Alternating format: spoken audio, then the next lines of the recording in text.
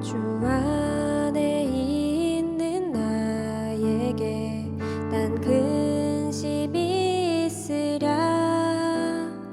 십자가 밑에 나아가 내 짐을 풀었네.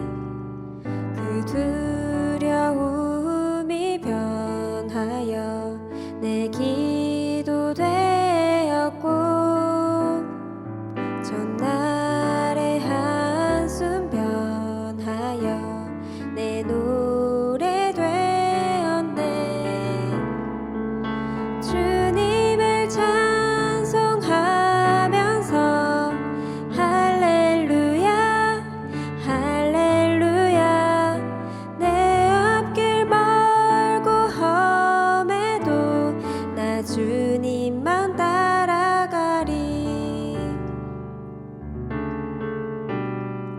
내 주는 자비하셔서 늘 함께 계시고, 내 궁핍함을 아시고 늘 채워주시네.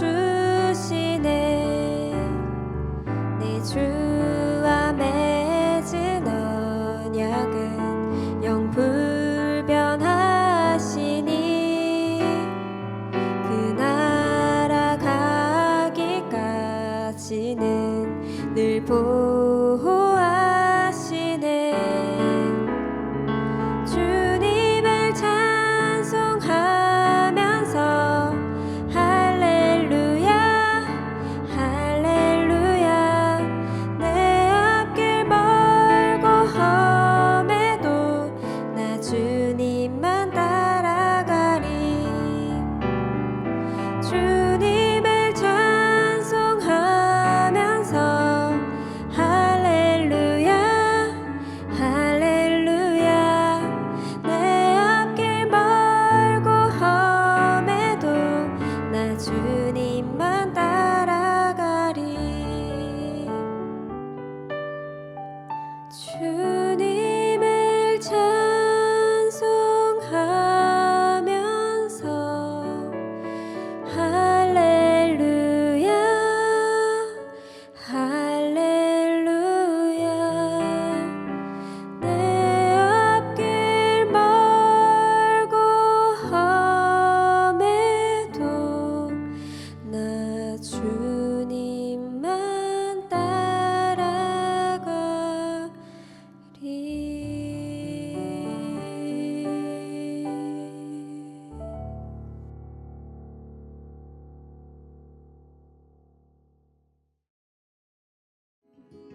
토요 묵상 말씀은 요한복음 5장 1절에서 15절입니다. 그 후에 유대인의 명절이 되어 예수께서 예루살렘에 올라가시니라.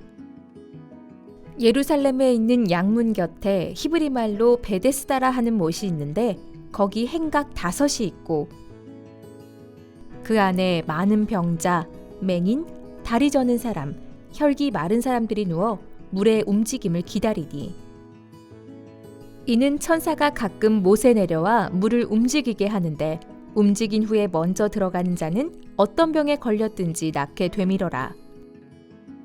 거기 38에 된 병자가 있더라.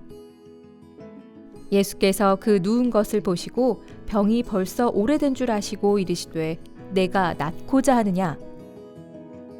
병자가 대답하되, 주여, 물이 움직일 때에 나를 못에 넣어주는 사람이 없어 내가 가는 동안에 다른 사람이 먼저 내려가나이다.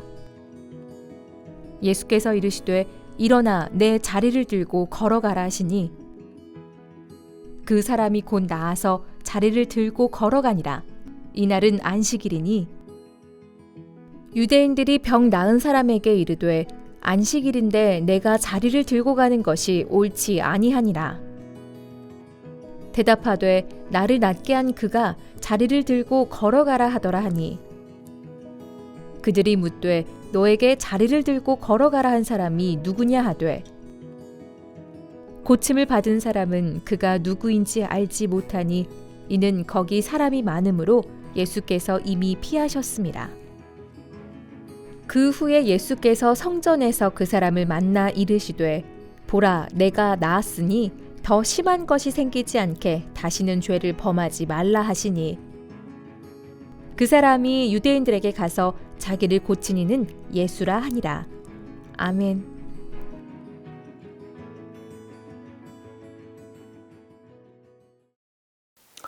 토요 성도 여러분, 안녕하십니까? 주 안에서 오늘도 복된 하루 되시기를 주님의 이름으로 축원드립니다. 베데스다와 양문의 역설이라는 제목으로 함께 말씀을 나누도록 하겠습니다. 오늘 본문 배경을 보면 예수님이 또 명절이 되어서 예루살렘에 올라갔습니다. 그리고 예루살렘 성전의 양문 곁에서 일어난 일입니다. 양문이라고 하면 바벨론 포로 귀환기 때 느헤미야 시대죠. 그때 희생 제물이 되는 양이나 소를 들어가면서 씻기는 장소가 있는 그 어귀에 있는 문입니다. 양문. 그리고 그 앞에 있는 베데스다라는 못에서 일어난 사건입니다. 오늘 말씀을 통해서 역설적인 부분들, 역설적이라고 하면 그런 것이죠. 표현을 할 때 논리적으로는 모순이 되어진 듯한 표현을 하게 됩니다. 그렇지만 그러한 어그러져 있는 표현이라고 할지라도 그 속에서 진리를 드러내고 진리를 나타내는 그러한 기법이라고 할 수가 있는데요. 그런 모습들을 쭉 살펴보도록 하겠습니다. 첫 번째는 베데스다라는 곳입니다. 베데스다. 베데스다라는 뜻은 헤세드, 베트라는 집이라는 뜻과 헤세드, 자비라는 뜻이 모아진 뜻이기도 합니다. 자비의 집이라고 그러죠. 근데 이런 학설도 있지만 베트와 에슈다, 그러니까 뿜어 나오는 물줄기, 아주 풍성한 물이 있는 집이라는 뜻도 있습니다. 두 학설이 다 있는데요. 그러나 두 단어 다 마찬가지로 풍성함을 나타내는 그런 의미는 분명해 보입니다. 자비의 집. 근데 그 자비의 집에서 일어나는 일을 보면 그렇게 자비롭지 못한 것 같습니다. 3절, 4절에 보면 천사가 한 번씩 와서 물을 움직인다고 합니다. 움직일 때에 먼저 들어가는 자가 어떤 병에 걸렸든지 낫게 됩니다. 이 5 행각, 아주 행각이 5이라고 하면 한 5명, 10명 정도밖에는 있지 못하는 장소인데 병자와 맹인과 다리 저는 사람과 혈기 많은 사람들로 가득한 장소였습니다. 그 많은 사람들한테서 물이 동한다는 얘기가 들었을 때 그 중에 딱 한 명, 그 많은 사람들 중에서 딱 한 명만 나음을 입는, 자비를 받게 입게 되는 그런 장소라는 의미가 있다는 것입니다. 베데스다가 참 베데스다가 아니라는 거죠. 풍성하지 못하다는 그런 장소가 였던 것입니다. 그런 곳에 지금 예수님이 찾아가고 계십니다. 찾아가셔서 진짜 자비 대신 그 자체로 은혜와 사랑 되신 예수님이 지금 이 베데스다에 오셨습니다. 자, 두 번째 또 역설적인 부분은 예수님이 질문하신 질문과 그리고 이 병자의 38년 된 병자죠. 병자의 답변과 예수님이 하신 일들입니다. 자, 예수님이 이 38년 된 병자에게 어떻게 질문하셨습니까? 38년 된 병자라고 하면 마치 이스라엘 백성들이 광야에서 38년 동안 이렇게 방황했던 그런 숫자가 생각납니다. 반드시 그와 일치하지 않을 수도 있지만 그러한 어감이 이렇게 느껴지는 것 같아요. 방황하고 그리고 영적으로 침체되어져 있던 그런 기간, 무의미해 보이는 기간들을 지금 견뎌내고 있는 이 병자 앞에서 예수님이 말씀하셨습니다. 6절 하반절에 네가 낫고자 하느냐? 낫고자 하느냐라고 질문을 했습니다. 그러면 답변을 할 때 예, 낫고 싶습니다. 아니면 낫고 싶지 않습니다. 이렇게 답변을 해야 되는데 이 병자는 어떻게 답변을 하냐면 주여 물이 움직일 때에 나를 못에 넣어주는 사람이 없어. 7절입니다. 내가 가는 동안에 다른 사람이 먼저 내려가나이다. 원망과 불평을 쏟아내고 있습니다.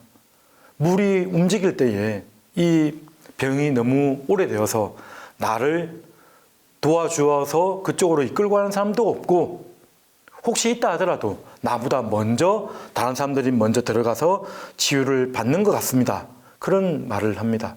사실 천사가 내려와서 물이 동한다, 그리고 치유를 받는다. 사실 그 말은 어쩌면 거짓일 수도 모르겠거든요. 어쩌면 이것은 소문일 가능성이 많습니다. 마치 희망 고문하는 것처럼 거짓 신화에 불과한 일일지도 모릅니다.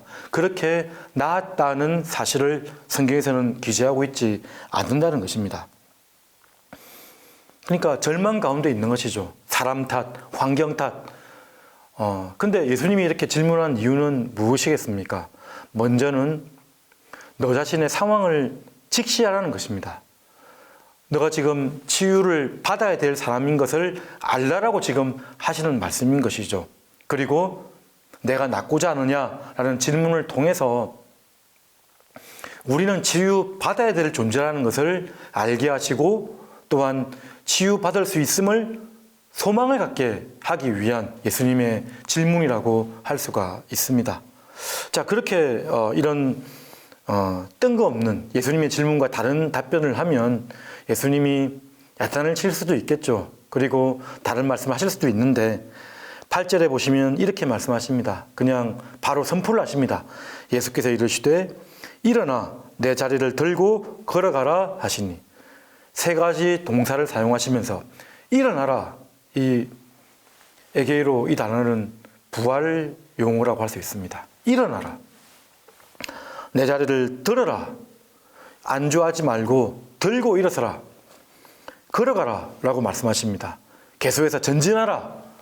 창조주 하나님 되신 이 예수님께서 직접 이렇게 그 병의 치유를 선포하시고 이 병자에게 지금 명령하고 계시다는 것입니다. 여러분, 예수님은 지금 양문 앞에 왔잖아요. 양문 앞에 오셨는데 사실은 우리의 모든 죄를 질고 가시는 어린 양 되신 분이 바로 예수님이십니다.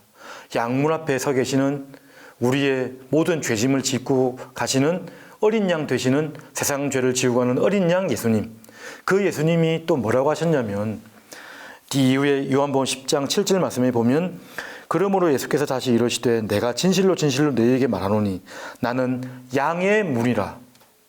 내가 어린 양 될 뿐만 아니라 양문이 되는 것이다 라고 설명하셨습니다. 그리고 10장 9절 10절에 보면 내가 바로 문이니 누구든지 나로 말미암아 들어가면 구원을 받고 또는 들어가며 나오며 꼴을 얻으리라. 10절 하반절에 보면 내가 온 것은 양으로 생명을 얻게 하고 더 풍성히 얻게 하려는 것이다. 어린 양 되신, 양의 문 되신 예수님께서 이렇게 병자 앞에 서 있는데 병자는 그분이 누구인지 모릅니다. 영적으로 병든 상태이자 어두워져 있는 상태인 것이죠. 그러나 이 아무런 행위나 아무런 선한 의가 없는 이 병자가 그래도 그 말씀에 순종을 하니까 9절 상반절에 그 사람이 곧 나아서 자리를 들고 걸어나가니라. 치유함을 받는 사건이 일어납니다. 이 병자는 예수님을 나중에 또 고발도 하죠. 14절에 보시면 예수님이 또 찾아와서 다시는 죄를 짓지 말라. 아마 죄가 이 병의 원인이 되었던 건지 모르겠습니다. 그렇게 또 권면을 하는데 15절에 보시면 유대인들에게 안식일에 고치었다는 것을 정죄한 유대인들에게 나를 고친 사람은 예수입니다 라고 고발해 버립니다. 참 사랑을 또 치유를 원수로 갚는 그런 병자였던 거죠. 그런 무지한 사람, 그 사람에게 예수님은 자비를 베푸시고 나음을 입혀 주셨다는 것입니다. 하나님은 이런 분이십니다. 이렇게 우리에게 아무런 의와 행위가 발음이 아무것도 없다 할지라도 찾아오셔서 우리를 치유하시고 낫게 하시는 분이 바로 예수님이라는 것입니다. 마치 4장의 사마리아 여인에게 찾아오셨던 예수님처럼 베데스다에도 예수님이 찾아오셔서 이 38년 된 병자를 낫게 하셨습니다.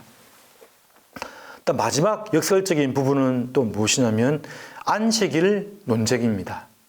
이 유대인들은 바리새인들이죠. 율법을 나름 해석하고 지침을 만들었는데 그 지침이 정말 하나님이 만드신 지침인지 사람이 만드신 지침인지 잘 모르겠습니다. 이 병자에게 누가 이렇게 안식일에 들고 일어서라고 했느냐? 누가 치유하게 했느냐? 이들은 이 병자의 고통과 아픔에는 관심이 없습니다. 그냥 자기들이 만들어 놓은 그 지침을 지키느냐 안 지키느냐 그냥 박해하고 정죄할 따름인 거죠. 안식일은 예수님께서 말씀하셨던 바와 같이 사람을 위해서 있는 것이라고 말씀하셨습니다. 사람이 안식일을 위해서 있는 것이 아니고요. 안식일이 사람을 위해서 있는 것입니다. 자유와 해방을 준 그 일들을 기념하는 것이고요. 우리에게 구원의 은혜를 누리게 하는 날이 바로 안식입니다. 사실은 예수님은 가장 안식일다운 일을 하셨거든요. 그 안식일에 38년 된 이 병자, 그 원망과 불평으로 가득 차 있는 이 병자를 치유해 주셔서 해방시켜 주셨습니다. 이보다 더 안식일다운 일이 없는 거죠. 생명을 주시고 자유를 주시는 날이거든요. 그런데 이 유대인들, 바리새인들은 도리어 정죄하려 하고 박해하려는 모습이 있었습니다. 예수님은 안식일의 주인 되셔서 사람을 위해서 구원을 주신 날이 바로 안식일인 것을 우리가 알아야 될 것입니다. 이 율법주의로 가면 이 율법 자체가 사람에게 걸림이 되고 또 무너지게 하는 것이 되지 않겠습니까? 율법은 사람을 도와주는 것이고요. 그리고 디딤이 되도록 만드는 것임을 우리가 알아야 되는 것입니다. 안식일의 본질은 사람에게 생명과 자유를 주는 것이라는 것을 오늘 본문을 통해서 알게 되는 것입니다. 오늘 말씀 역설로 가득 차 있습니다. 베데스다라는 장소에서 주시는 그 하나님의 역설, 또한 예수님의 질문과 현문우답이죠. 이 병자의 어리석은 대답, 그렇지만 그 속에서 행하신 예수님의 그 일들, 치유의 역사들, 그리고 안식일 논쟁을 통한 역설들. 사실 우리의 구원은 정말 신비로운 일입니다. 하나님이 사람이 되셨다. 이 얼마나 역설적인 논리입니까? 우리가 다 이해할 수 없는 어마어마한 그러한 진리입니다. 그리고 그 역설의 절정이 무엇입니까? 십자가의 죽으심.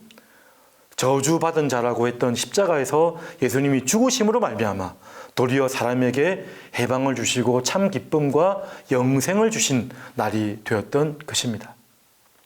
오늘 본문 말씀을 통해서 계속해서 우리 구원을 묵상하면 좋겠습니다. 그리고 예수님이 행하신 이 역설의 진리를 우리 깨달음으로 하나님의 풍성함에 이르는 저와 여러분들이 되시기를 주님의 이름으로 축원드립니다. 다 같이 구원을 주신 하나님을 기억하며 묵상하며 기도하며 나아가도록 하겠습니다. 은혜가 풍성하신 하나님 아버지, 베데스다라는 그 풍성한 장소라는 이름 뜻에서 하나님 아버지, 그러나 경쟁과 절망밖에 없었음을 고백합니다. 은혜로우신 예수님을 기억하게 하시고 하나님 아버지, 우리의 구원의 이 놀라운 풍성한 진리를 더 깨닫고 품고 나갈 수 있도록 하나님 인도하여 주시고 도와주시옵소서.